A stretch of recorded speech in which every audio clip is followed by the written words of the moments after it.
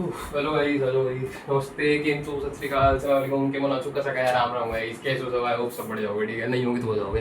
बाकी we are back with the 15 minute series या 10 minute series, जो बोलो 15 मिनट चली जाती है, बट ये चैप्टर शायद 10 से 11 मिनट में पूरा हो जाएगा, ठीक है। तो we are doing last chapter है अपना पार्ट ए का बिजनेस का कंट्रोलिंग। इसकी डेडिकेटेड वीडियो का लिंक अगेन डिस्क्रिप्शन में मिल जाएगा, ठीक है। तो स्टार्ट करते हैं, ठीक है।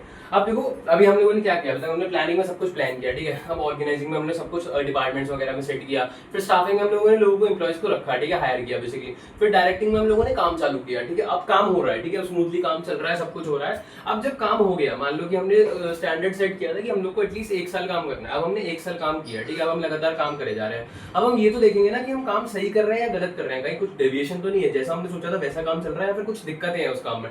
तो जब हमें दिक्कतें वगैरह है, फिर कुछ चेक करना होता है ना कि काम अगर ऑन ट्रैक है या नहीं है, तो उसके लिए हम कंट्रोलिंग फंक्शन को परफॉर्म करते हैं, ठीक है। तो controlling means basically comparing the actual performance with the planned performance, मतलब एक्चुअल में जो परफॉर्मेंस की गई है क्या वो प्लान्ड के बराबर है या नहीं है, अगर नहीं है तो क्या दिक्कतें आ रही है, ठीक है। तो बेसिकली वही controlling means comparing the actual performance with the planned performance and if there is any deviation then taking corrective measures, ठीक है। तो इसको हम बोलते हैं कंट्रोलिंग। नेक्स्ट आ जाता है फीचर्स ऑफ कंट्रोलिंग। कंट्रोलिंग के क्या क्या फीचर्स हो सकते हैं भाई? सबसे पहला फीचर आ जाता है controlling is a goal oriented function. Goal oriented इसलिए क्योंकि कंट्रोलिंग ट्राई करता है कि जो हमारा गोल है वो अचीव हो जाए, ठीक है। Next it is a pervasive function. Pervasive मतलब ये सब लोग करते हैं, ऐसा नहीं, जरूरी नहीं है कि टॉप लेवल वाले करते हैं इसको, मिडिल लेवल, लोअर लेवल, बाकी हर, ऐसा नहीं है सिर्फ गवर्नमेंट ऑर्गेनाइजेशंस में भी होता है, एनजीओस में भी होता है, सब जगह होता है, ठीक है। फिर it is a both forward looking as well as backward looking. अब देखो, तो कंट्रोलिंग ना बैकवर्ड लुकिंग भी है, फॉरवर्ड लुकिंग भी है। बैकवर्ड लुकिंग इसलिए क्योंकि जब हम लोग कंपेयर करते हैं तो हम ना प्लान्ड परफॉर्मेंस देखते हैं, और प्लान्ड परफॉर्मेंस हमने पास्ट में करी होती है, तो पास्ट में देखने के लिए हमें बैकवर्ड लुक करना पड़ता है। ये फ्यूचर लुकिंग इसलिए क्योंकि जब कोई दिक्कत होती है ना, तो हम जब दिक्कत सॉल्व करते हैं तो उसके बाद ना हम एक फीडबैक रिपोर्ट बनाते हैं, जिससे वो दिक्कत ना अगले साल नहीं आए, तो वो आगे के लिए वो रिपोर्ट देते हैं, तो वो फॉरवर्ड लुकिंग हो गई। देखो लास्ट प्रोसेस में, यहाँ पे लास्ट है कंट्रोलिंग प्रोसेस में, लास्ट स्टेप है फीडबैक, ठीक है। फिर it is a continuous function. Continuous मतलब लगातार करना होता है, जब तक ऑर्गेनाइजेशन चल रही है तब तक ये पांचों फंक्शन तो चलेंगे ही, तुम्हें पता है, ठीक है। कंट्रोलिंग ऐसा नहीं है कि तुमने आज कंपेयर किया तो बाद में भी कंपेयर करना पड़ेगा, जब तक ऑर्गेनाइजेशन चल रही है तब तक ये सब चीजें चलेंगी, ठीक है। बाकी यार इंपॉर्टेंस क्या कंट्रोलिंग की, सबसे पहले हेल्प्स इन अचीविंग ऑर्गेनाइजेशनल गोल। भाई कंट्रोलिंग का मेन ऑब्जेक्टिव ये है कि गोल अचीव हो रहा है या नहीं हो रहा, अगर नहीं हो रहा तो क्या दिक्कतें आ रही हैं उसको सही करो और अचीव करवाओ, ठीक है।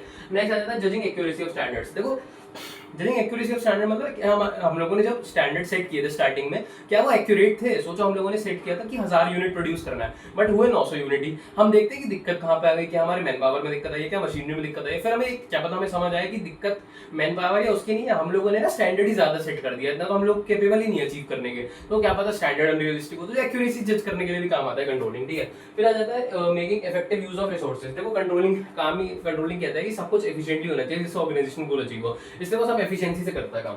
फिर इंप्रूविंग एम्प्लॉयज मोटिवेशन। देखो कंट्रोलिंग में ना हम लोग सिर्फ बेसिकली परफॉर्मेंस नहीं चेक करते हैं, बट रेगुलर एम्प्लॉयज को भी मोटिवेट करते रहते हैं कि हाँ आप सही कर रहे हो, ऐसे ही करते रहो, ठीक है। फिर आ जाता है इंश्योर्स ऑर्डर एंड डिसिप्लिन।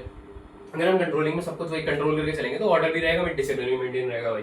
फिर आ जाता है फैसिलिटेट्स कोऑर्डिनेशन इन एक्शन। तो ये कोऑर्डिनेशन भी मेंटेन करके रखता है, क्योंकि कोऑर्डिनेशन का मेन टास्क ही होता है कि गोल को अचीव करवाना, तो वो कोऑर्डिनेशन और मैनेजमेंट के साथ ही करवाता है, ठीक है। फिर relationship between planning and controlling, ठीक है। ये सब तो जरूरी चीज होती नहीं थी, बट ये दो टॉपिक ज्यादा जरूरी है, ठीक है। ये दोनों आ सकते हैं एग्जाम में, तो उनको ध्यान से पढ़ो, ठीक है।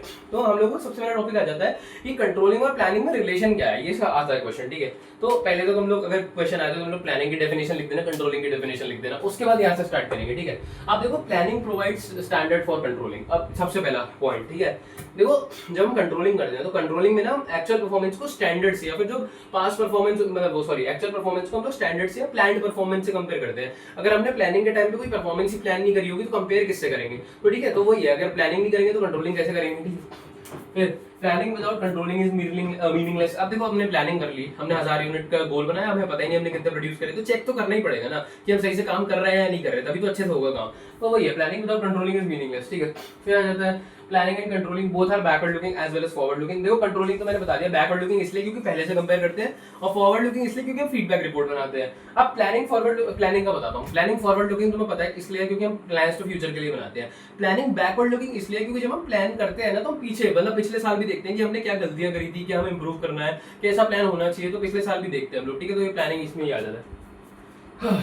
फिर आ जाता है planning is prescriptive whereas controlling is evaluative. देखो प्लानिंग इज प्रिस्क्रिप्टिव।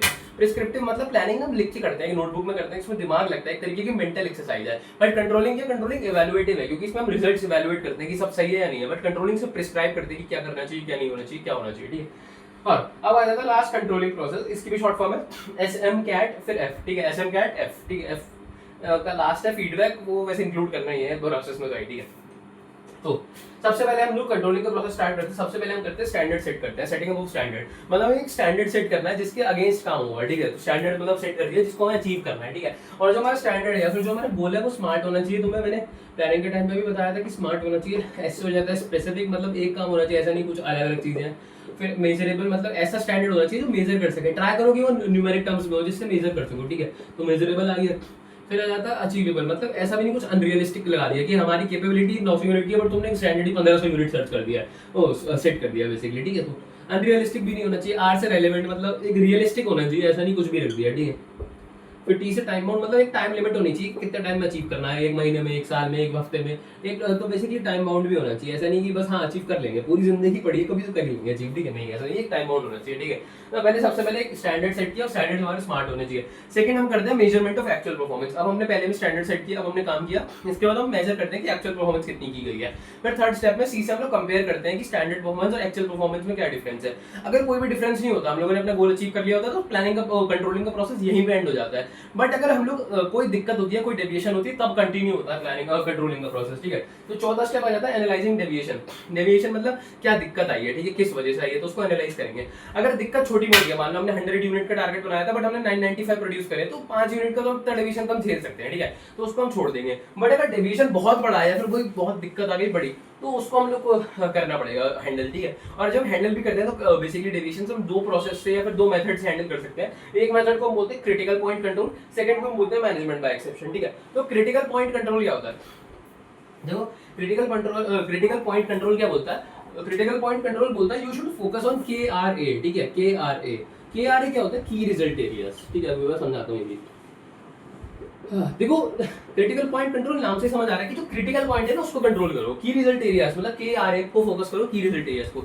अब मान लो, चलो मैं एग्जांपल देता हूँ कि हम लोग का जो प्रोडक्शन कॉस्ट है वो 10 रुपए से बढ़ गया है। तो हमने जब चेक किया वो 10 रुपए से बढ़ गया, तो कैसे बढ़ा हमने देखा 5 रुपए तो इसलिए बढ़ गया क्योंकि रॉ मटेरियल महंगा हो गया है, तो मतलब महंगा आ रहा है। और 5 रुपए इसलिए बढ़ गया क्योंकि जो पोस्टल कॉस्ट है, फिर जो बेसिकली रेलवे हम मान लो रेलवे से सामान बेचते थे, तो जो रेलवे का कॉस्ट है वो 5 रुपए बढ़ गया है। तो अब इस केस में हम लोग क्या करेंगे, ठीक है। मान लो मैंने लिखा ये 5 रुपए हमारा बेसिकली रॉ मटेरियल से बढ़ गया, ठीक है, रॉ मटेरियल से, और ₹5 हमारा रेलवे से बढ़ गया, ठीक है, रेलवे से।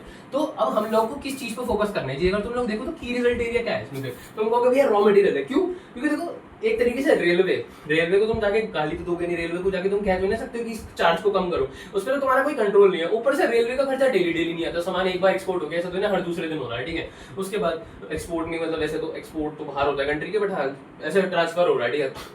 बट रॉ मटेरियल है वो तुम 5 रुपए कम कर सकते हो, क्या पता तुम्हारे यहाँ से कहीं और जाके तुम रॉ मटेरियल ढूंढ लो, वहाँ पे तुम्हें सस्ता भी मिल जाए, या 5 रुपए कम, जितना पहले कम दर्द होते में मिल जाए, ठीक है। तो हमारे इस टाइम पे की रिजल्ट एरिया क्या होगा, रॉ मटेरियल, क्योंकि रेलवे पे तुम्हारा कोई कंट्रोल नहीं है, रेलवे के चार्जेस तुम कंट्रोल नहीं कर सकते, और वो भी कभी कभी इनकर होते हैं, हर रोज तो इनकर होते नहीं है रेलवे के चार्जेस, बट रॉ मटेरियल को तुम कंट्रोल कर सकते हो, कहीं और से रॉ मटेरियल लेके, ठीक है। तो ये तुम्हारे की रिजल्ट एरिया है। तो क्रिटिकल पॉइंट कंट्रोल क्या कहता है, जो तुम्हारा की रिजल्ट एरिया है ना उस पर फोकस करो, दूसरे वाले को छोड़ दो, अपने आप ही चीजें सही हो जाएंगी, ठीक है।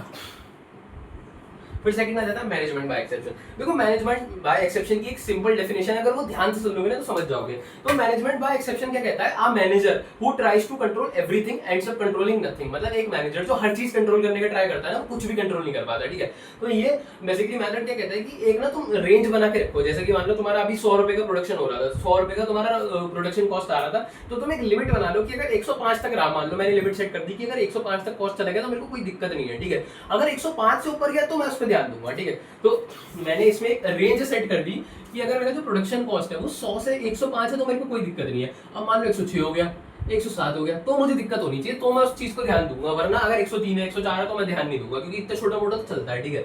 तो मैनेजमेंट बाय एक्सेप्शन कहता है जो चीजों पे ध्यान देना चाहिए ना बस उसी पे ध्यान दो। ऐसा नहीं जो मैनेजर हर चीज कंट्रोल करने का ट्राई करता है ना, वो आखिरी में कुछ भी नहीं कर पाता है। हर जगह पैर मत मारो, एक जगह मारो, अच्छे से करो काम, ठीक है।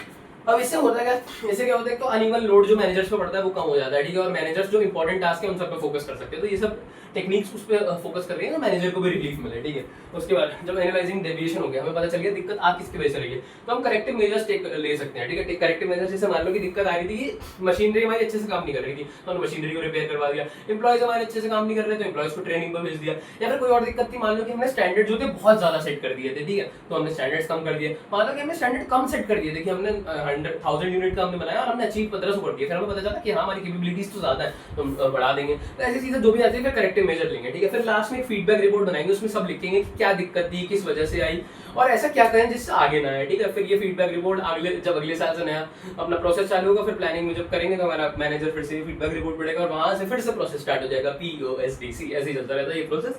बस इतना ये चैप्टर बुक खत्म हो गया, आई होप मजा आया होगा, ठीक है। मिलेंगे अगली वीडियो में, तब तक के लिए इसकी डेडिकेटेड वीडियो का लिंक एंड इसकी जो नोट्स है मैं टेलीग्राम पर अपलोड करता हूँ, हैंड रिटन नोट्स, टेलीग्राम का लिंक भी डिस्क्रिप्शन में मिल जाएगा। एंड ऑल द वे मैं इकोनॉमिक्स अकाउंट्स आईडी वगैरह की वीडियोस अपलोड करता हूँ रेगुलरली, वो भी चेक कर सकते हो। अगर अच्छी लगी तो यू नो दैट, मिलेंगे अगली वीडियो में। लाइक करना, कमेंट करना, शेयर करना, सब्सक्राइब करना। तब तक के लिए पीस।